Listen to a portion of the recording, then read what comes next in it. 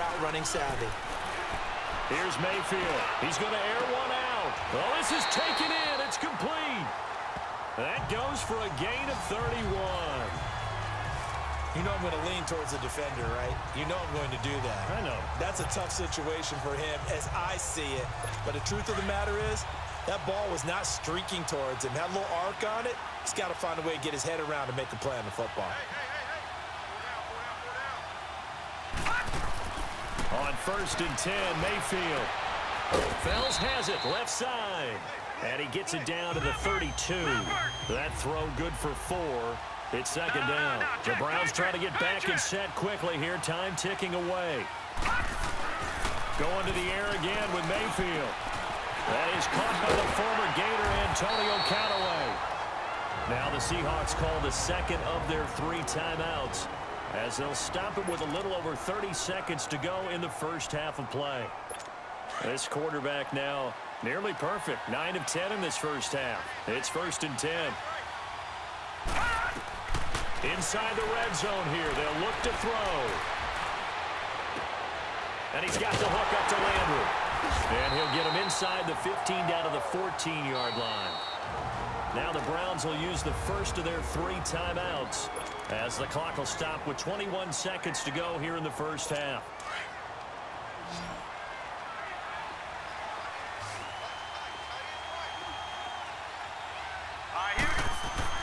They'll throw again. Here's Mayfield.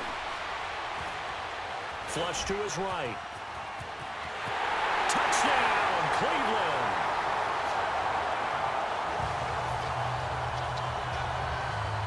And a little time left on the clock, so on the other side, they're thinking, gosh, we'd like to get that lead right back. Yeah, thanks for pointing that out. Here I am going ahead and tapping out the first half. There's still time. They've got to make a decision about what they want to do on the kickoff, or they want to let their return guy touch it. Extra point forthcoming.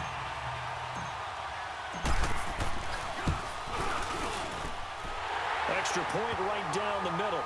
And that is going to tie our game as we approach halftime. And how about this decision? Tie game first half, but here's an onside kick. And the Seahawks, looks like they've recovered. They have. A second quarter onside kick there that failed. Is that something that maybe they had dialed up before this game started? It feels like it, doesn't it? That they thought they had the right situation, you know, and the right approach in going after it. Also may signal that they feel like they have the superior team, that they can try these sorts of things and it won't come back and hurt them later. Run left, run left.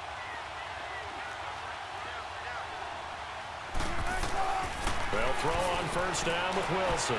And the tip there altered the ball flight, and it falls incomplete. It'll be 2nd down.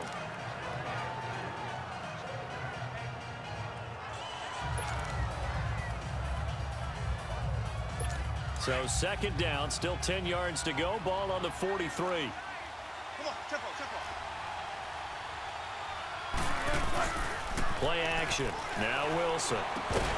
And the hit jarred it loose. It's incomplete.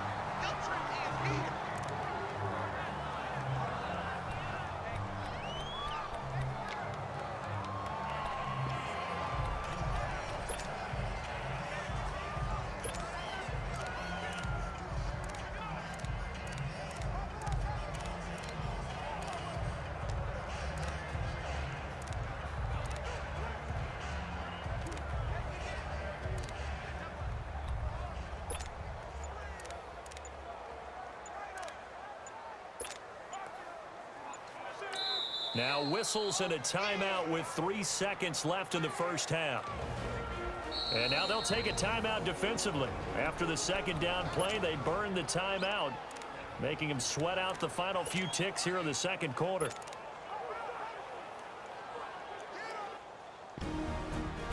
Timeout defense.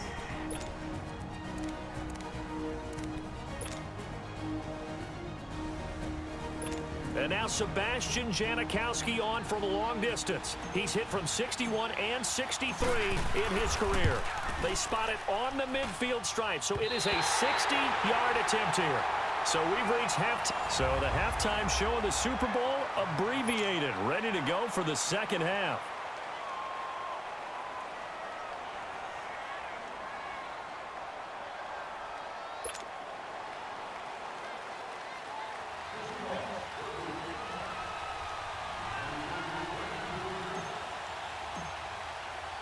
The halftime show, quite a spectacle, but it's back to football for the second half of Super Bowl 53. That's fielded in the end zone. And the decision to bring it out will cost him about 5 yards as he'll get this only back to...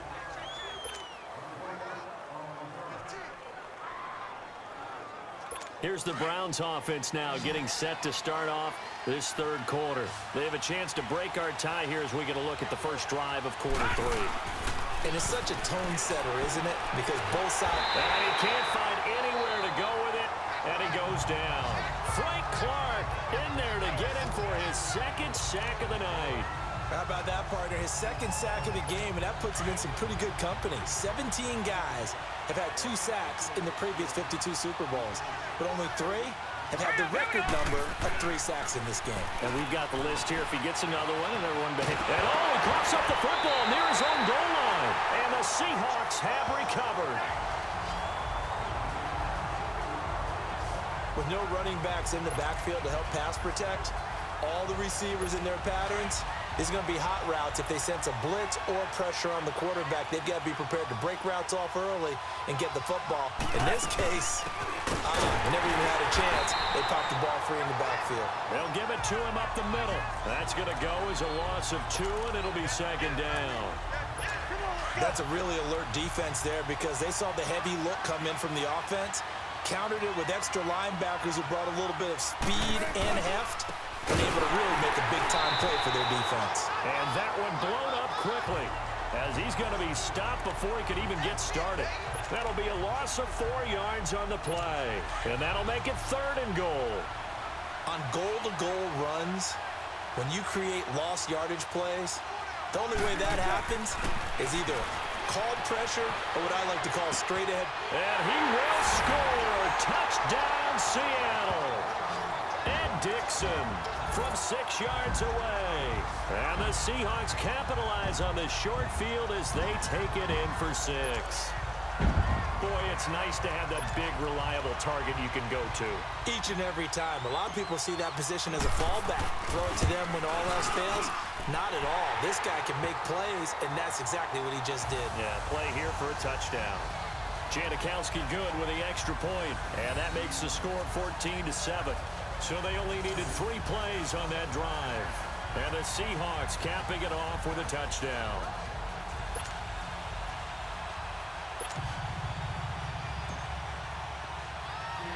Out to kick is Janikowski. This one fielded at the 5. And he'll be out of bounds across the 25.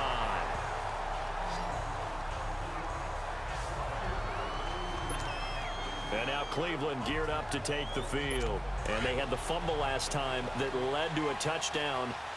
That's a no-no. We'll see what they do here this go-around. A big no-no. Put that in capital letters.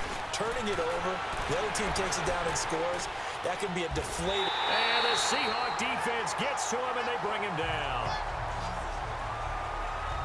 You know, despite the scoreline, I think they've got to like where they are here. They're on the road and just one big play away from getting right back in this game. I'm going to follow right along with you because the spot they're in now is a credit to their defense. They've kept them in it by making the plays that they've made, and that just means you're one big score away from being right back there. Now the question is, can this offense step up and make that play? Because that's been an issue for them in this game. On 3rd down, Mayfield escaping the pressure right. And he takes a shot on the release as this will be incomplete.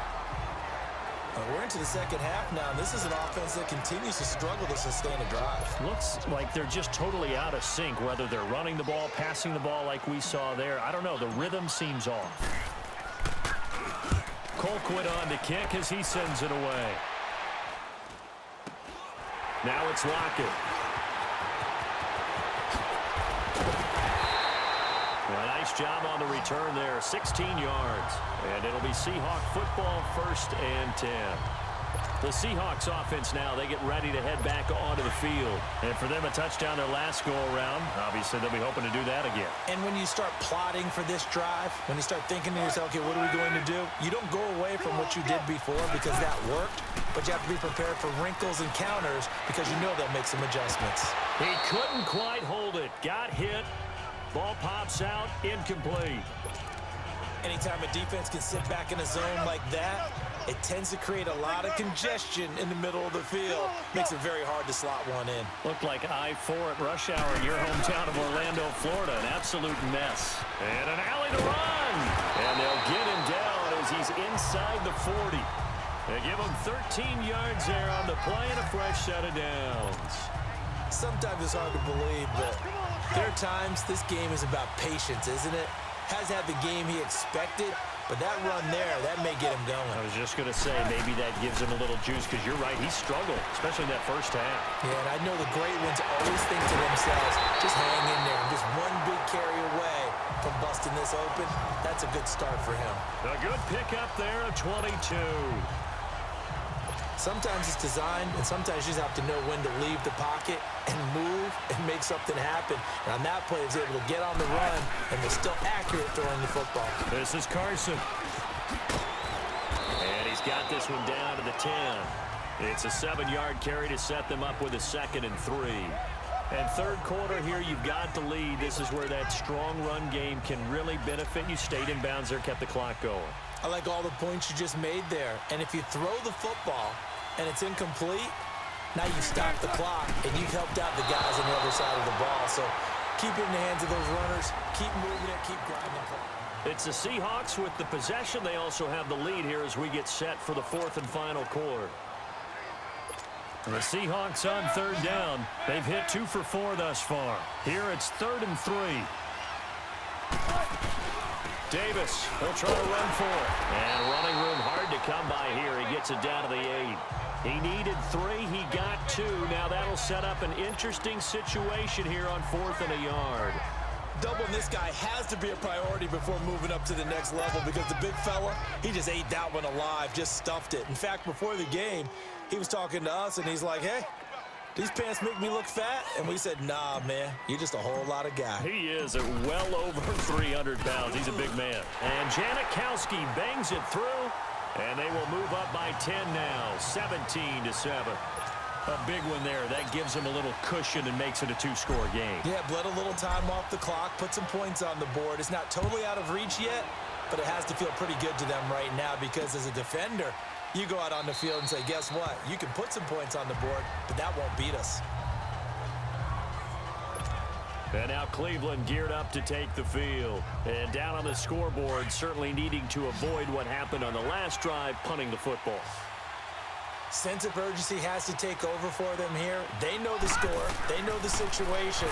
And by the way, the punter no longer exists for their offense. That's how they have to treat this drive. They need points. Big time. Give him 9 there on the first down completion. This possession means so much for them. They've got to focus on this drive and find a way to make this a one-possession game. Yes. Got to get a score. Yeah, so good with a field goal. Don't necessarily need a touchdown. Maybe a good spot to take a shot. Here's 2nd and a yard from the 34. To throw, Mayfield. And incomplete there. A nice hit. Jars the ball free and brings up 3rd down. We have not seen a whole lot of wide-open receivers. Everything seemingly has been contested. And that's another nice job there to force an incompletion. They've been very cohesive, knowing each other's moves all game long, and they've been on the spot. And he fires one that's intercepted. Picked off by the linebacker, Bobby Wagner. And his guys will set up shop at midfield at the 50-yard line. Partner, we always talk about possessions being at a premium in these games, and now in this situation, throwing an interception here when you have to claw your way back in, that one's going to hurt, and in a big way. Wilson and the Seahawks take over now, 1st and 10, right at the 50-yard line. Throwing is Wilson. And it's hauled in by Nick Vanette. And he's corralled, but not before getting it inside the 35. That one good for 16, and the drive will continue. What may seem a little unorthodox to some people, got the lead, fourth quarter, yet he's still firing away. I think he believes that's the best way to go ahead and win the game. Yeah, a lot